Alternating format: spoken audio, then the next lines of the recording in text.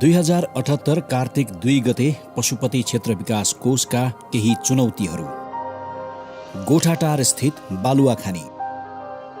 पशुपति क्षेत्र विकास कोष अन्तर्गत 534 रोपनी क्षेत्रफलमा रहेको छ बालुवाखानी।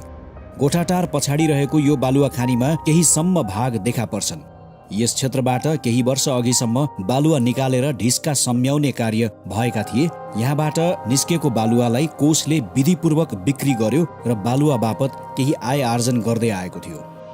तर आज यहाँ उत्खनन भएको छैन र संरक्षणका लागि पनि केही महत्त्वपूर्ण प्रयास भएको जस्तो देखिँदैन। चारैतिरबाट यो क्षेत्र खुल्ला छ। निजी तथा सामाजिक अतिक्रमणले यहाँ आजको दिनमा अवसर पाएको छ भने वर्षायाममा यस क्षेत्रबाट बालुवा बगेर जाने क्रम निरन्तर छ। तसर्थ यस क्षेत्रमा देखिएको अतिक्रमण हटाउँदै यसको उचित व्यवस्थापन आजको आवश्यकताको रूपमा देखिन्छ। बनकाली स्थित बन्द पार्क। कोष कार्यालयको पछाडि र बनकाली धर्मशाला बीचमा रहेको वन, जसलाई स्थानीयहरू बनकाली भन्ने गर्दछन्, चारैतिरबाट पर्खालले घेरिएको यो वनभित्र हेर्ने हो भने यहाँ एक सुसज्जित पार्क देखिन्छ। यो यसको प्रवेशद्वार हो। प्रवेशद्वारमा तालचा लागेको छ र यहाँको स्थिति विगतका वर्षहरूदेखि यही अवस्थामा छ। बाहिरबाट हेर्दा भित्रको आवरण निकै सिँगारिएको देखिए तापनि पार्कभित्र आजको अवस्थामा पर्यटक तथा श्रद्धालुले प्रवेश पाएका छैनन्। के कति कारणले हो, यस विषयमा जनचासो पाइन्छ। साथै बनकाली स्थित पार्कको प्रवेशद्वारमा लेखिएको कृपालु शब्दले पनि केही प्रश्नहरू अवश्य उठाउँछन्, जसको उचित समाधान कोषले दिनुपर्ने हुन्छ। पसल कवल सञ्चालनको समस्या। पशुपति क्षेत्रमा आउने श्रद्धालु तथा पर्यटकहरूका लागि आवश्यक पर्ने पूजा सामग्री तथा उपहार सामग्री उपलब्ध गराउनका लागि यी पसलहरूको उपस्थिति यहाँ बुझिन्छ। पूर्व पश्चिम सडकको दुई किनारामा रहेका यी पसलहरू थाई प्रकारका छन्। यता उत्तर दक्षिण सडकको दुई किनारमा टिनद्वारा बनाइएका यी पसलहरू अस्थायी छन्। यसले यो क्षेत्रको सौन्दर्यलाई नकारात्मक बनाएको छ भने कोषको गुरु योजनाले यी पसलहरूको उपस्थिति स्वीकार्दैन, जबकि कोषको योजना अनुसार यी पसलहरू सञ्चालनमा आउनुपर्ने हो। तर यी पसलहरूले आजसम्म सञ्चालन हुने अवसर पाएका छैनन्। उपेक्षाका कारण यो क्षेत्र एकान्त भएको छ र यी बाटो अगाडि टिनले बेरिएका पसलहरूले यस क्षेत्रको स्वरूप बिगारेका छन्। तसर्थ यसको समाधान पनि आजको आवश्यकता भएको छ।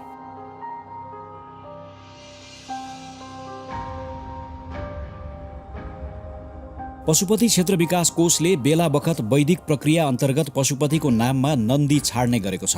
यसरी छोडिएको नन्दीहरूलाई व्यवस्थापन दिनु पनि कोषको दायित्व हुन आउँछ, जसका लागि कोष क्षेत्रमा 2वटा गौशालाहरू छन्। पहिलो गौशाला चोकमा रहेको मारवाडी सेवा समितिले सञ्चालन गरेको गौशाला। कोषको जग्गामा एक सम्झौता अनुसार बनेको यो गौशालाको अवस्थिति हेर्ने हो भने बुझिन्छ यहाँ भगवान पशुपतिनाथको नाममा छाडिएका नन्दीहरूलाई यहाँ बास दिइएको छैन। यहाँ केवल दुधालु गाई मात्र देखिन्छन्। तसर्थ कोषले यहाँ पनि सम्झौता बमोजिमको कार्य गराउन अग्रसर हुनु आजको आवश्यकताको रूपमा देखिन्छ।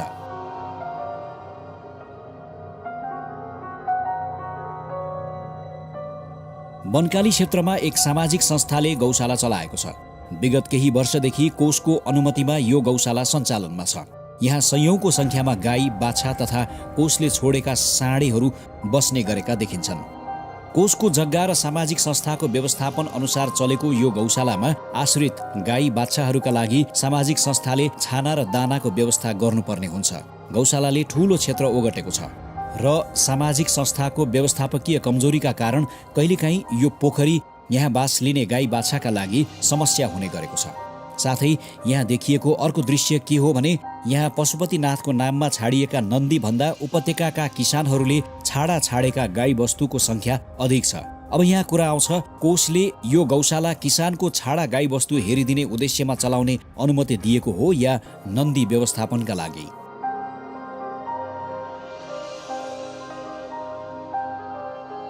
कोष क्षेत्रमा दैनिक हजारौंको संख्यामा पर्यटक तथा आस्थावानहरू आउने गरेका छन्।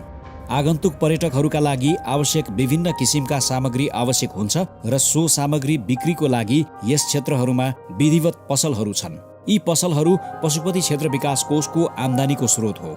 तर यो सँगै कोषको अनुमति बिना सयौंको संख्यामा थप घुम्ती पसलहरू दैनिक सञ्चालनमा देखिन्छन्।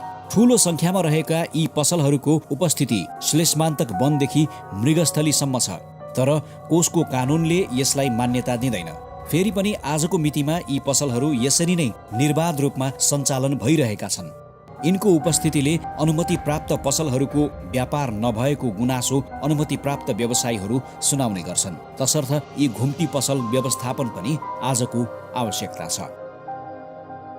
वनकाली धर्मशाला विभिन्न क्षेत्र र देशबाट आएका तीर्थयात्रुहरूको बसोबासका लागि सस्तो सुव्यवस्था दिइरहेको तथा स्थानीय नागरिकहरूलाई बिहे, पास्ने, न्वारन, जनै अनुष्ठान जस्ता कार्यमा समेत नागरिकहरूको आवश्यकता बनिसकेको वनकाली धर्मशाला आज जीर्ण अवस्थामा छ। भुइँचालो पश्चात यो धर्मशाला सञ्चालनमा आउन सकेको छैन। यसका छतहरू चुइएका छन्। आगन्तुकहरूको आवश्यकता बन्न नसकेको अवस्थामा यो धर्मशालाको आँगनमा निर्माणका सामग्रीहरू सहित फोहोर व्यवस्थापनका लागि प्रयोग भएको छ। भुइँचालो अघिको वर्षहरूसम्म यो सञ्चालनमा थियो र कोषले यहाँ सेवा साथै वार्षिक लाखौं आम्दानी समेत गरिरहेको अवस्था थियो। तसर्थ यसको बारेमा पुनः सोच्नुपर्ने आवश्यकता छ। वनकाली स्थित सवारी पार्क वनकाली धर्मशाला अगाडिको यो खुल्ला चौर विगत वर्षदेखि शुल्क सहितको पार्कको रूपमा प्रयोग हुँदै आएको छ। गौशाला चौकीबाट प्रवेश पाइने र चौर हुँदै रिङ रोडमा यसको निकास रहेको छ। सम्भवतः ट्राफिक व्यवस्थापनको दृष्टिकोणबाट यो मार्ग सञ्चालनमा छ, तर आजको अवस्थामा यो क्षेत्रभित्र प्रवेश गरेका सवारीहरूले यहाँबाट निकासका लागि निकै चुनौतीपूर्ण यात्रा गर्न विवश छन्, खास गरी साना सवारीहरू। पार्किङ क्षेत्रको यो बाटो कच्ची हुनाले सामान्य पानी परे पश्चात यहाँबाट हिँडी नसक्नु भएको देखिन्छ। सडकको यो अवस्थाले गर्दा साना सवारी भएकाहरू जो एकपटक यहाँ आए फेरि यसको विकल्प खोजिरहेका देखिन्छन्। तसर्थ यसको समाधान हुनु आवश्यक छ। शव व्यवस्थापनमा देखिने असान्दर्भिक दृश्य वैदिक कथाहरूमा आस्था राख्ने हिन्दू धर्मावलम्बीहरू पशुपति क्षेत्र स्थित घाटमा सद्गति पाए निकै सन्तुष्ट हुन्छन्। यसर्थ यो घाटमा ठूलो संख्यामा शवदाह हुने गरेको छ। यहाँ शवदाह गर्दा क्रियापुत्री भवन र संस्कारका सबै विधि एकै स्थानमा पाइनुले पनि यो क्षेत्रमा शवदाहको मात्रा अन्य घाटहरू भन्दा अधिक छ। यहाँका सबै कुरा ठिक हुँदा हुँदै पनि चिताबारे केही जिज्ञासाहरू देखिन्छन्। यहाँ चिता भन्दा शवको खुट्टा 2 फिट जति बाहिर किन? वैदिक कारण हो या अन्य केही? पहिरो नियन्त्रणका प्रयासहरू मृगस्थली स्थित वनको पौराणिक महत्व छ। यसकारण यसको सुरक्षा पनि महत्त्वपूर्ण छ। विगतका केही वर्षहरूदेखि मृगस्थलीको सतह भूक्षय भई निरन्तर झर्ने क्रम देखियो।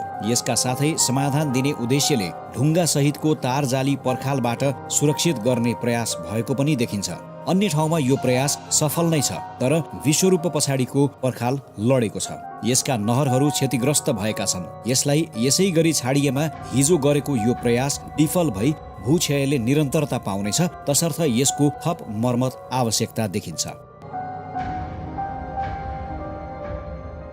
वनभित्रका पक्की चिहानहरू मृगस्थली वन पशुपति क्षेत्र पुगेका श्रद्धावान तथा पर्यटकहरूका लागि आकर्षणको केन्द्र छ। शान्त एकान्त चाहिने नागरिकहरूका लागि यो क्षेत्रको विकल्प उपत्यकामा अर्को छैन। तसर्थ नागरिक यहाँ दैनिक हजारौंको संख्यामा पुग्ने गरेका छन्।